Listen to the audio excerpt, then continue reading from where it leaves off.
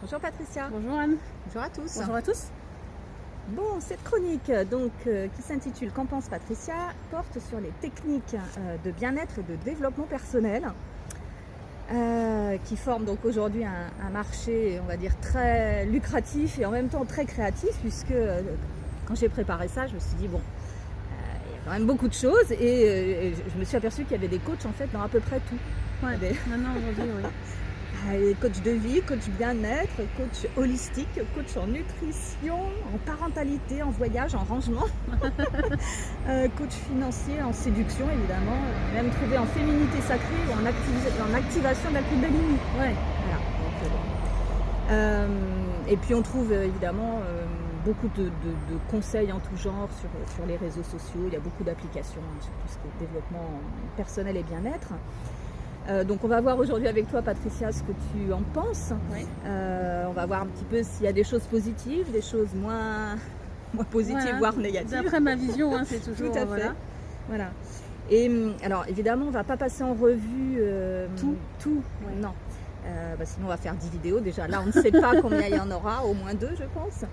Mais on va se concentrer, si tu es d'accord, sur, en tout cas c'est ce que je propose, hein, sur 2 qui me semblent très tendance. Donc tout ce qui a trait aux techniques de respiration, Ouais. d'un côté, et puis de l'autre tout ce qui a trait à tout ce qui concerne l'alimentation et la nutrition. Donc, déjà avec ça, je pense qu'on aura pas mal de choses à voir. Je pense qu'il y a plus de 2 vidéos même. Alors d'autant plus que je voudrais, avant qu'on aborde ça, je voudrais quand même qu'on s'attarde un petit peu sur quelque chose moi, qui me semble être un peu problématique avec ces pratiques, notamment de coaching. C'est le fait de remettre son pouvoir à l'autre. Ah, Ben, oui, ouais, enfin, tu me connais là-dessus. Mais oui, Et c'est quelque chose que j'incite les personnes à ne pas aller vers ça. Ne pas donner son pouvoir à quelqu'un d'autre, mais le garder pour soi. Même quand on fait un soin énergétique, en fin de compte, le fait de dire je veux qu'ils soient en accord avec les holicites, ça veut dire que tout ce qui a été fait est revérifié pour que ça soit dans le respect pour soi. Et ça, c'est quelque chose que moi, du coup, j'incite mes clients à faire parce que ça permet de s'assurer que les choses soient bien pour soi. Moi, dans mon expérience personnelle, mine de rien, j'ai régulièrement eu des intuitions qui avaient été perturbées déjà par des mois-hauts ou des trucs comme ça. Mais j'ai aussi eu des notions quand j'ai fait les stages avec toi ou autre qui ne me disaient rien en fait. Moi je sais que quand je suis amenée à faire quelque chose avec un client, dans un soin je sens qu'il peut participer ou autre, je vais lui expliquer, mais je vais aussi lui donner le choix de faire comme ci ou comme ça. Il n'y a pas longtemps, j'ai senti que pour un de mes clients, c'était le moment pour lui de commencer à activer la Kundalini. Il y a une pratique assez ancienne qui existe, qui est d'insérer encore un serpent noir et un serpent blanc dans chacune des trucs, et après ça fusionne dans celui du centre. Au moment où c'est bien, etc. Il faut savoir que tous les reptiliens ne sont pas négatifs. Attention, ceux-là, c'est vraiment certains qui ont une bonne intention. Moi, je sais qu'ils sont partis d'eux-mêmes et ils m'ont dit au revoir. C'est la pratique que j'ai eue pour ma Kundalini. Ils sont partis d'eux-mêmes quand ils n'avaient plus rien à faire en fin de compte et qu'ils ne pouvaient plus rien m'apporter au niveau de la Kundalini. Lui, ça lui faisait peur. Et j'ai proposé qu'on le fasse avec un système d'activation où il le dit verbalement. Mais il y a toujours plusieurs manières de faire les choses. Et j'ai donné, en fin de compte, le choix au client de voir comment il voulait faire. Oui, tu lui as pas donné une recette toute faite, parce qu'en fait c'est ça aussi moi qui me dérange souvent dans ces pratiques de coaching, c'est le fait que le coach souvent c'est qu'il l'a expérimenté et puis il va dire ah bah ouais ça a marché pour moi donc c'est généralisable. C'est jamais comme ça que moi je fonctionne, parce que le problème de ça, c'est que tout le monde fait ses apprentissages dans l'ordre qui est le sien. Et donc du coup, quelque chose qui a fonctionné pour soi ne va pas forcément fonctionner pour quelqu'un d'autre, parce qu'il n'aura peut-être pas les apprentissages nécessaires pour faire ça. Il n'a pas les mêmes capacités que le coach, ni quoi que ce soit. Chacun a ses propres capacités. Moi, je vais toujours aller capter dans le subtil, avec l'aide des guides dans le subtil des personnes, quelle est la solution la plus adéquate pour la personne, et si je peux proposer un choix à la personne dans la façon dont il le fait. Et si jamais on est amené à visualiser des choses, moi je vais avoir ma vision de ce que je vais percevoir, lui il aura la sienne. En général il me le décrit en même temps, ce qui me permet moi de m'assurer qu'on est bien sur les mêmes choses, etc. et de m'adapter si j'ai besoin de m'adapter parce qu'il n'est pas au même plan, etc., qu'il n'arrive pas à accéder là où j'accède. Enfin, tu vois, il y a toujours une question d'adaptabilité. Mais en même temps, et ben justement, s'il ne voit pas la même chose que moi, à moi de m'adapter pour le guider avec ce qu'il voit lui, en fin de compte. Et du coup, même si c'est la même notion, je le vois quand j'ai fait le premier stage, même si c'est la même notion, et ben je vais devoir m'adapter à la personne qui est en face pour expliquer de manière différente. En stage, on l'avait fait à un moment donné quand on avait dû se connecter à distance à un lieu. Il y en avait qui arrivaient d'une certaine manière, l'autre d'une autre manière. Et du coup, quand la personne, quand ça ne fonctionnait pas, j'expliquais d'une autre manière, en langage sacré, parce que là, du coup, c'était purement dans le subtil, donc en langage sacré. Mais j'ai adapté, en fin de compte, les explications pour la personne qui est en face. Et c'est en ça que le fait d'avoir quelque chose, j'ai envie de dire, de protocolaire, ce qui est le cas souvent avec les coachs, il faut que tu le fasses comme ci, comme ça, comme ça. Mais pour moi, c'est pas adapté à la personne qui est en face. Pour moi, il faut vraiment pouvoir, il faut que le coach, que le praticien soit capable de s'adapter à la personne qui est en face de lui. Certains coachs le font, bien sûr, Oui. mais là, les techniques dont on parle, c'est celles qui sont souvent très, comment dire, dans la toute-puissance, quoi. C'est des coachs, comme on a pu le voir là récemment dans le film Gourou, on va faire de pub, mais voilà, on est face à un coach vraiment très charismatique qui manipule les foules, quoi. Oui, alors souvent dans ces cas-là, il y a même des hypnoses dans le subtil qui sont présentes. Et il y en a certains même, moi ça m'est arrivé d'avoir des clients qui avaient été voir ce genre de personnes, et du coup il y a comme des entités intérieures, des genres de bestioles qui sont mis à ces moments-là à l'intérieur du corps pour inciter les gens au bout d'un certain temps à aller revoir la personne, pour que les pratiques se fassent comme ça. Et c'est vrai que moi encore une fois c'est quelque chose où je me bats contre en fin de compte tout ça toutes ces hypnoses qu'il y a partout, etc. C'est vraiment mon quotidien de les enlever de base, même si c'est pas un client ou autre, quand je me déplace quelque part, que j'envoie sur les terrains ou autres, je vais communiquer dans le subtil avec les terrains pour les enlever ou autres. C'est vraiment pour moi ces hypnoses empêchent le libre arbitre, et donc du coup je me bats vraiment pour enlever ça, pas que pendant les soins mais tout le temps en fait. Donc c'est vrai que je ne vais pas aller vers ce genre de pratique et je ne vais pas inciter les gens à aller vers ce genre de pratique. En même temps, à mes clients, je dis aussi, si vous sentez d'aller vers quelqu'un, vers une pratique ou autre, c'est que vous avez quelque chose à comprendre, un apprentissage à faire. Et je vois, j'ai une cliente qui regarde des vidéos, donc elle va peut-être se reconnaître, mais qui à un moment donné a senti de faire d'autres types de soins avec une personne qu'elle connaît. Ça lui a réveillé des choses, elle l'a fait plusieurs fois et elle s'est rendue compte qu'en fin de compte, elle avait besoin d'un soin avec moi pour enlever des choses qui s'étaient insérées pendant cette pratique-là. Et le praticien, quand elle lui parle de justice licite, ça lui parle pas, tu vois. Donc bon, là, elle vient de décider de plus faire ces pratiques-là, mais elle a appris des choses. Elle a aussi appris à enlever, en fin de compte, ce genre de choses, parce que quand on était en soins individuels après, et c'est pas moi toute seule qui ai tout enlevé. Il y a des choses où elle est passée par la visualisation et certains trucs pour pouvoir enlever elle-même certaines choses. Donc en fin de compte, elle a aussi appris l'énergétique par cette pratique-là dans l'après-coup pour apprendre énergétiquement à enlever certains types de systèmes. Donc il y a quand même du positif derrière. Il ne faut pas dire je ne veux pas aller vers cette pratique parce que si, parce que ça. À partir du moment où on le ressent, c'est qu'on a un apprentissage à faire et à partir de là, faut le faire. Oui, je peux comprendre ça, effectivement. Bon, après, si on peut éviter de faire passer par des expériences qui sont parfois coûteuses et voilà. Je comprends ce côté-là avec le côté financier ou autre, mais à un moment donné, si on n'est pas confronté à certaines choses, on ne peut pas faire les apprentissages. Merci de ce rappel.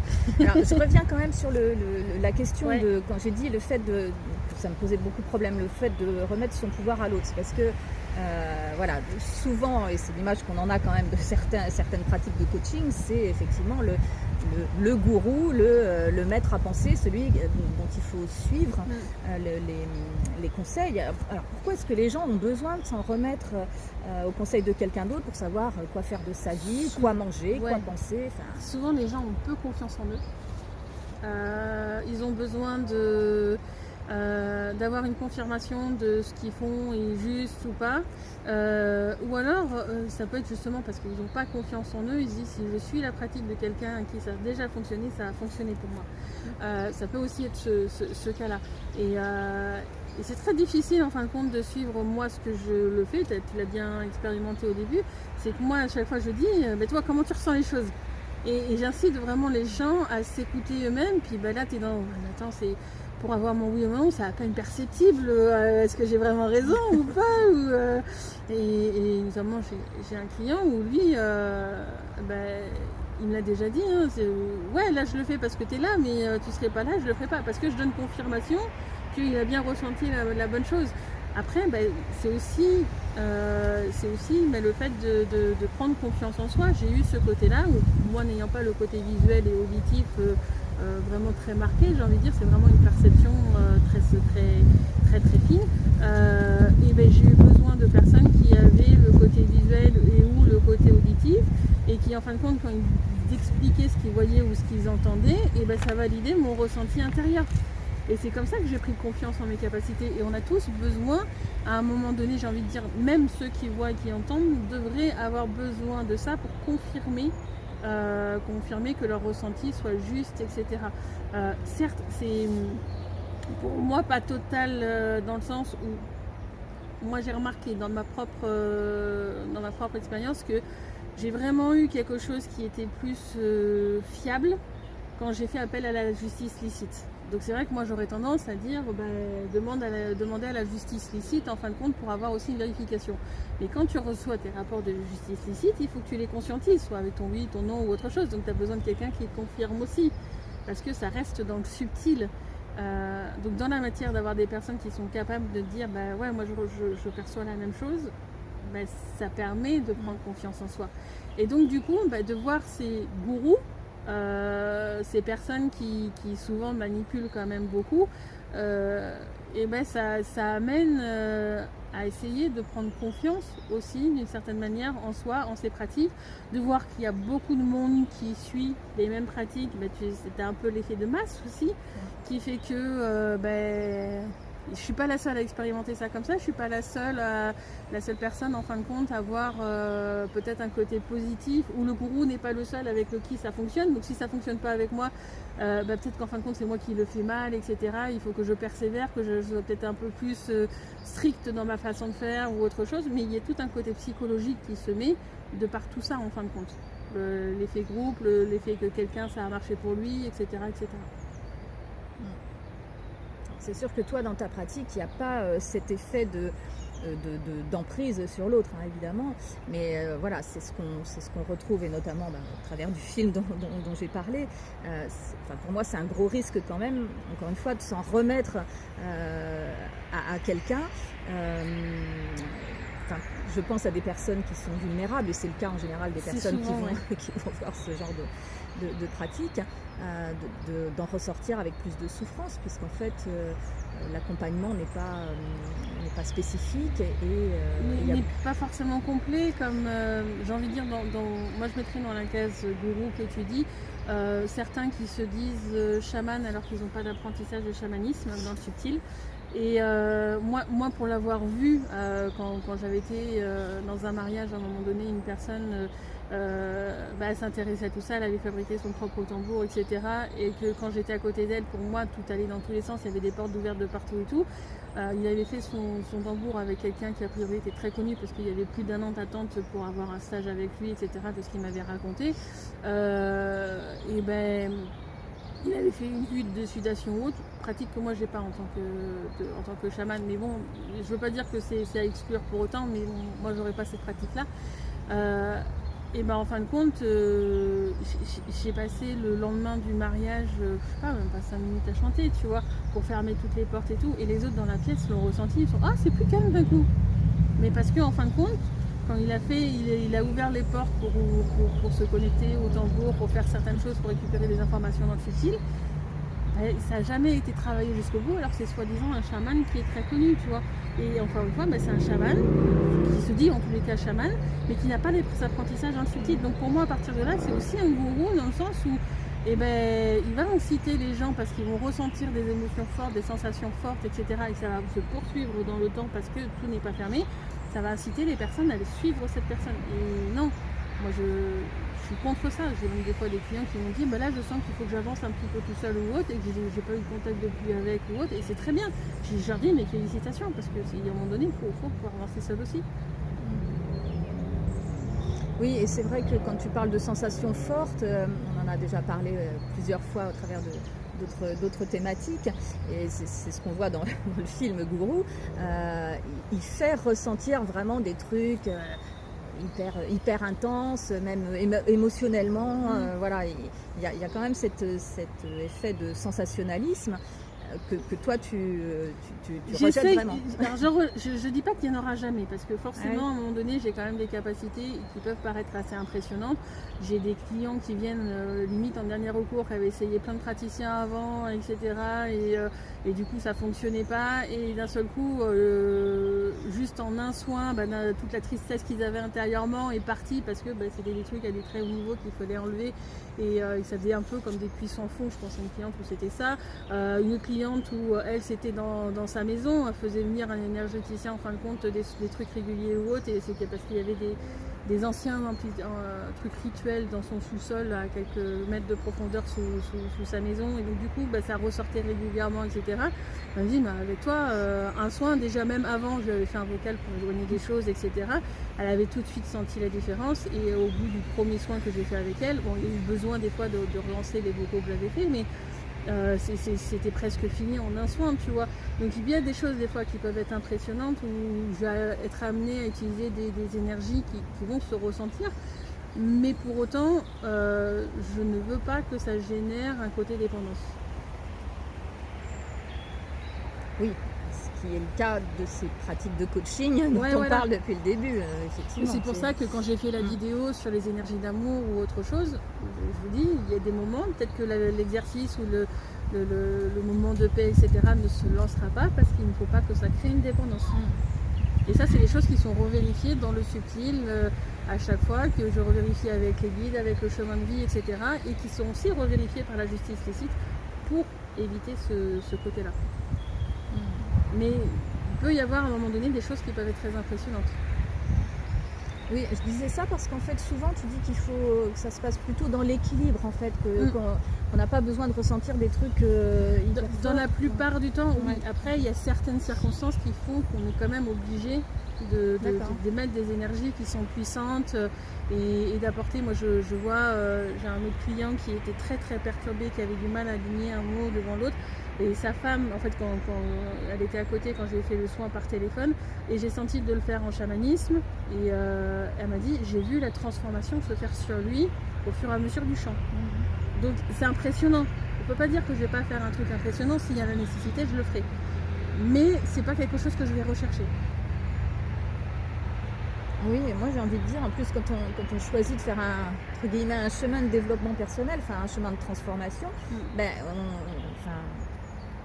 j'ai pas l'impression que ça peut se faire comme ça de façon magique. Il y a un processus. Non, voilà, ça prend du temps. Tout à fait. Ça me fait penser à ceux qui disent ouais, en ce moment il y a plein d'épurations qui se font par les galactiques ou je ne sais quoi, le karma est en train d'être épuré ou d'autres trucs dans ce style-là où on a l'impression que ça va être magique, ils vont passer la nuit et d'un seul coup ils auront plein d'allègements à l'intérieur.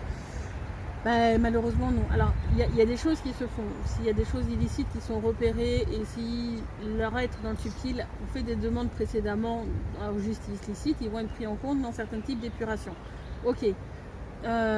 Mais en soi, si c'est quelque chose, parce que je sais pas, il y a de la colère contre la mère ou quelque chose qui vient de transgénérationnel, etc., il y aura toujours, à partir du moment où tu n'auras pas validé certains apprentissages en subtil, en tous les cas pour commencer, il y aura toujours à le conscientiser, à faire les pardons et à comprendre le mécanisme pour libérer tout ça.